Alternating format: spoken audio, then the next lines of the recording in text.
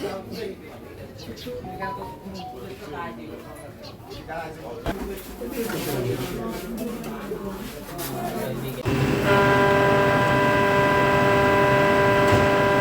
দিকে, ভোর 6:45-টার দিকে ঘটনা যে 3তলা ভবনের এটা নিচতলায় একই পরিবারে 5 জন বসবাস করত।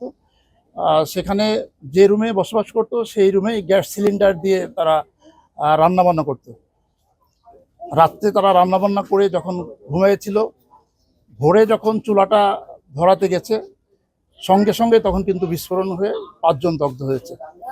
আসলে ছোট্ট রুম, তাদের যে চুলা আছে এখানে হয়তো রাইজার তারা কি বন্ধ করে নাই বা এটা কি লুজ ছিল, যে কোনোভাবেই গ্যাস সিলিন্ডার হতে গ্যাস নির্গত হয়ে রুমের ভিতরে একটা গ্যাসের চেম্বার সৃষ্টি হয়।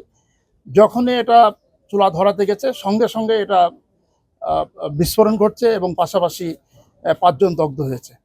আমরা বারবার মানুষকে এই অ্যাওয়ারনেসটাই দিচ্ছি যে যে রুমে বসবাস করবে সেই রুমে যাতে রান্নার চুলা না থাকে, রান্নার চুলাটা যাতে আলাদা রুমে থাকে এবং যেখানে চুলাটা থাকবে সেখানে অবশ্যই সামনে একটা জানালা থাকতে হবে এবং সেই জানালাটা সার্বক্ষণিক খোলা রাখতে হবে, অথবা সেই রুমে ভেন্টিলেশন থাকতে হবে।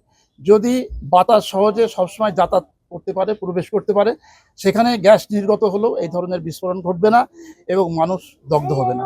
কিন্তু বারবার একই ঘটনা ঘটছে। এটা আমরা চেষ্টা করছি, আমরা সব জায়গায় এই মানুষকে নিয়ে আমাদের যে ট্রেনিং আছে ট্রেনিংয়ের ব্যবস্থা করছি, অ্যাওয়ারনেস বিল্ড আপ করছি যাতে এই ঘটনার আর পুনরাবৃত্তি না ঘটে।